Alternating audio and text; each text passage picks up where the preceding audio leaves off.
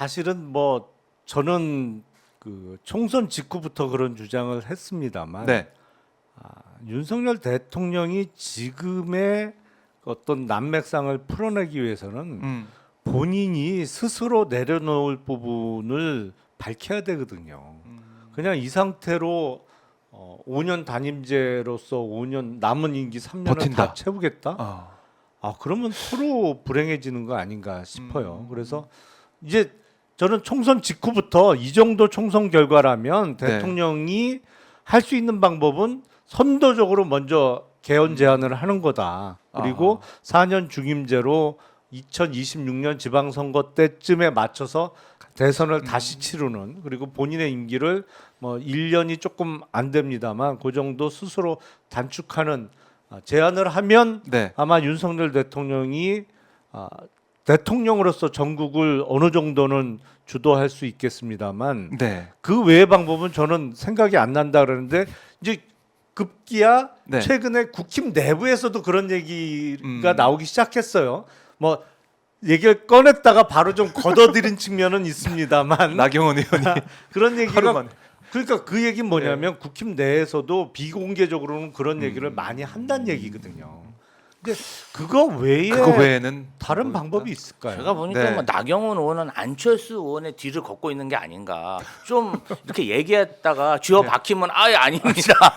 출마했다가 연판장 돌리면 아니 저 출마 안 할래요.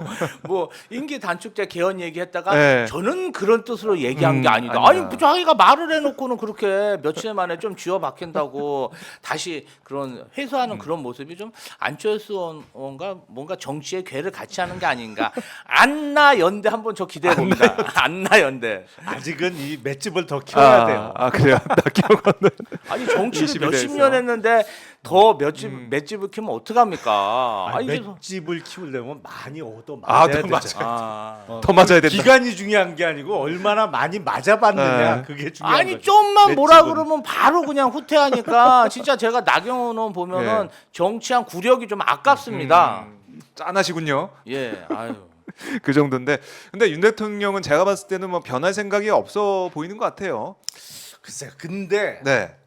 아, 먼저 들으신 거 있어요? 아니요. 그 예. 들은 얘기는 전혀 없고 예. 이 본인이 불리하다 싶으면 타협안을 내놓을 수 있는 캐릭터라고 저는 생각을 하거든요. 왜냐하면 몰리다 보면. 지난 2022년 대선 전까지만 해도 네.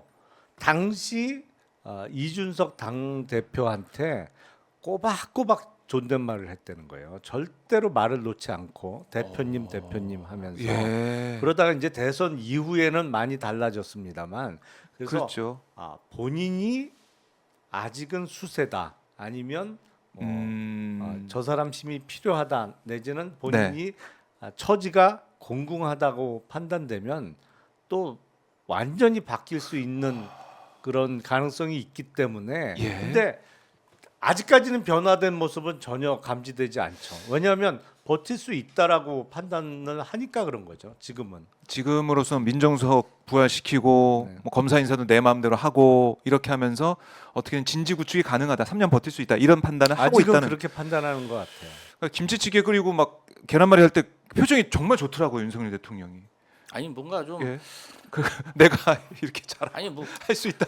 먹는 거 앞에서는 행복감을 느끼는 스타일들 있잖아요. 이게 이제 국정 운영을 하는 데 있어서 예. 내가 그런 김치찌개나 계란말이를 해주면 서민정 면모를 보이고 뭔가 그런 것이 소통이다. 기자들 뭐 좋아하고. 아니 그러면 웃으니까. 분식집을 하셔야죠, 김건희 여사랑. 왜 대통령실에 들어가셔가지고 정말 국정 운영은 안 하고. 저는 정말 2년 동안 윤석열 정부가 뭘 하고 싶은지를 모르겠어. 입에 뭐 정말 3대 개혁, 네. 뭐 연금 개혁 입에 달고 살았잖아요. 근데 저희가 이번에 모수 개혁하자, 할 수 있는 개혁이라도 하자. 보험료를 올릴 수 있는 게 할 수 있는 절호의 거라도 기회인데. 해야죠. 구조 개혁까지 하면요, 사실 안될것 공무원 연금 개혁까지 뭐 합치자 이러면 진행하기가 어렵습니다. 고갈되니까 할 수 있는 개혁부터 하자 제의했더니 네. 또 꼬리를 내려요. 다음에 하자. 지금 임기가 3년 남아 있고 임기 네. 단축을 얘기하고 있는 상황에서 언제 개혁하자는 거예요? 대통령이 됐으면 예. 정말 자기가 하고 싶은 국정 현안이 있어야 되는데 저희가 볼 때는 이런 의심이 드는 거야. 네. 아, 내가 만약에 대통령이 안 되면 우리 처갓집이 범죄 혐의로 풍지 박살이 나지 않을까? 내 아내가 뭔가 범죄 혐의, 주가 조작 혐의로 검찰의 조사를 받지 않을까? 네. 그리고 내 친구들이 정말 인사적 이익을 보지 못하고 정말 홀대받지 않을까? 이러한 사유로 대통령직을 하루하루 연명하는 게 아닌지 이런 네. 합리적 의심이 들고 그러한 비루한 욕심 때문에 대통령직을 정말 유지하고 있다면 과감하게 진짜 민주당의 정권을 넘겨라. 네. 저희는 정말 책임지고 잘할 자신이 있다. 준비가 잘 돼 있다. 이렇게 얘기하고 싶습니다. 자, 따끔하게 말씀을 해주셨는데 지금 뭐 가족 얘기하셨지만은 김건희 여사 관련된 수사를 하고 있는 지금 서울중앙지검의 이 형사 1부장, 또 반부패 2부장이 유임이 됐더라고요. 이거 그러면 수사 의지가 있는 겁니까? 어떻습니까? 아니 인사를? 이렇게 인사할 것 같으면 검사장 인사는 왜 서둘러서 시기도 아닌데 했어요? 그 앞뒤가 안 맞잖아요. 네. 아니 그러니까 그 차부장들을 뭐 물론 중앙지검 차장들은 다 바뀔 수밖에 없는 네. 구조입니다만 검사장 인사를 적절한 시기도 아닌데 더군다나 9월에 임기가 끝나는 이원석 총장 후임 총장이 정해지면 또 인사를 해야 될지 모르는데도 불구하고 5월에 서둘러 했단 말이죠. 그러면 검사장 인사를 그렇게 대규모로 했으면 네. 차부장 인사도 대규모로 움직일 수밖에 없는 구조거든요. 인사라는 게 위가 빠져나가면 거길 채우는 인사가 또 폭이 커질 수밖에 없는 것인데 네. 부장급 인사를 보니까 대부분 또 유임된 경우가 많아요. 그러면 앞뒤가 안 맞는 거거든요. 그러니까 인사라는 시스템 하에서는 그러면 왜 그랬을까? 그러면 결국에 송경호 전 중앙검사장이나 몇몇 사람이 문제였나? 이런 생각을 할 수밖에 없는 거죠. 그렇네요. 예. 거기만 드러내면 된다는 얘기였나? 뭐 그런 추론도 가능하잖아요. 거기는 갑자기 확 다 바꿔놓고는 네. 밑에는 안 움직여. 그러니까 중간 허리급은. 네. 그럼 여기는 컨트롤이 가능하다고 판단하고 있는 건가? 뭐 그런 생각도 들어요. 예. 그러니까 김건희 여사 이게 공개 행보도 사실 검찰 검사장급 인사 이후에 본격적으로 적극적으로 한단 말이죠. 이게 뭔가 검사 인사를 보고 이제 됐다. 이제 내가 나서도 되겠구나. 이런 판단을 한 게 아닌가 이런 얘기가 나올 정도로 참 희한하단 말이죠. 그러니까 영부인이 대통령의 영부인이 5달 이상 잠적을 하는 것도 정상적인 상황은 아니죠. 네. 물론 그게 5달이면 곰도 사람이 될 기간이 넘잖아요. 그렇죠. 그러니까 뭐 오래 잠적했던 것도 사실인데 갑자기 공개 행보를 시작할 때도 왜 다시 시작하는지도 이유 설명도 없고 맞아요. 단지 변화가 있다면 그냥 그 직전에 검사장 인사가 있었다는 그거 외에는 뭐 바뀐 요인이 없잖아요. 무슨 해명이 의혹에 것도 대해서 아니고. 된 것도 아니고 네. 뭐가 진척된 것도 없는데 그렇죠. 이번 그 차부장급 인사를 보니까 그러면 좀 뭐지? 말 안 듣고 대센 사람만 드러내는 인사를 서둘러서 한 건가? 뭐 이런 생각도 들어요. 여사님이 빨리 등장하셔야 되니까 저 위에 사람들 빨리 바꾸고 이제 6월에 순방 갈 준비해야지.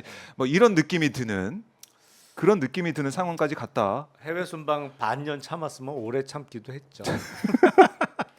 해외 순방으로 예비비를 500억이나 사용해. 빨리 나가야 하니까 되는데. 근데 너무 많이 썼어요. 저는요 김건희 여사가 뭐 김정숙 여사처럼 프랑스에 한번 특사로 갔다 오셨으면 좋겠어요. 왜 그러냐면 요새 네. 이제 프랑스에서 저희 나라가 방위 산업을 많이 수출하다 보니까 마크롱 대통령까지 직접 나서서 그 부분에 대해서 불편한 감정을 공개적으로 얘기하고 있거든요. 한국의 방위 산업 제품을 사용하는 것은 좋지 않다. 유럽의 방위 산업에 악영향을 끼치게 된다. 네. 아니 그러니까 우리 김건희 여사가 프랑스 가서 마크롱 대통령 만나서 한국의 그런 프랑스 명품 사용에 대해서 전문가지 않습니까? 디올백 들고 가시면 돼요. 예, 그래서 우리가 창고에 이렇게 많이 프랑스의 명품을 소비하고 있는데 예. 우리를 견제하면 되냐? 한번 갔다 오셨으면 좋겠어요. 국위선양도 하고. 그다음에 윤석열 정부가 방위산업 얼마나 중요하게 생각합니까? 김건희 여사 명품 쇼핑에 조예가 있는 분이잖아요.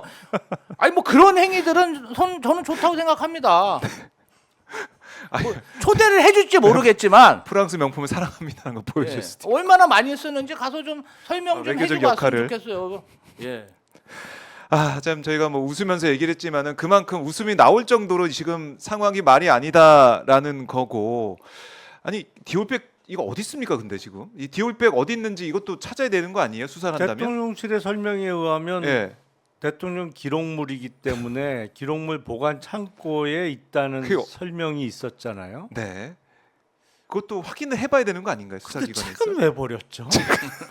그 같은 돌리면 그 책도 다 대통령 기록물이죠. 예, 선물 받은 거고. 그거는 아크로비스타 그 쓰레기 분리수거. 쓰레기장에다가 예. 버렸단 말이죠. 그러면 대통령 기록물 훼손이잖아요. 그거는 그렇죠. 찾아보니까 7년 이하의 징역으로 돼 있던데. 명품만 기록물인가? 뭐 궁금하네요. 명품만 기록물인가? 그 기록물에 대한 기준이 뭔지 좀 헷갈리고 있고 책을 다 버리고 와서 그 책 주우신 분이 하필 또 변호사이셔가지고 그러니까요. 예. 당당하게도 조사도 받고 오셔가지고 방송에 나오셨던데 뭐 440이 뭐 이 음성을 들었다고도 하시는데 어쨌든 책을 버리고 양주와 뭐 이 향수나 화장품이나 디올백은 어디 있는지 알 수가 없는 상황.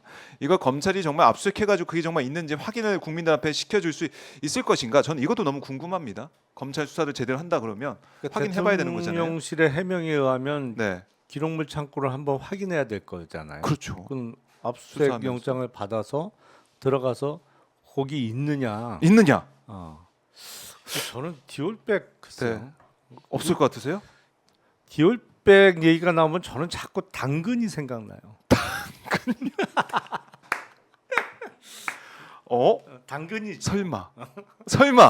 왠지 자꾸 당근 생각이 나. 그거 한번 기록을 한번 뭐 지울 수도 있으니까 판 사람이 지울 수도 있긴 한데 당근 이거 신박한 생각이신데요? 당근 서버를 압색하면 되겠죠. 요새 모든 커뮤니티가 다 압색당하고 있어요 검찰에. 와, 이 디올백 떠올리면 디올백 생각하면 당근이 떠오른다. 이 김용남 당근이죠, 뭐. 당근이죠. 김용남 의원님. 이거 글쎄요. 이거 진짜 검찰 수사하면서 당근까지 갈지 한번 지켜보도록 하겠습니다. 그러니까 계속해서 저희가 할 수밖에 없는 게 이 대통령 관련된 의혹들, 그 김건희 여사, 그러니까 가족들 관련된 의혹들을 다 철저하게 수사하지 않고서는 국민들이 대통령에 대한 신뢰와 또 공정한 상식을 회복을 못할 것 같아요. 여기까지 온 것 같아요. 근데 디올백도 디올백이지만 사실은 더 심각한 문제는 저는 양평 고속도로라고 생각을 해요. 그거는 네.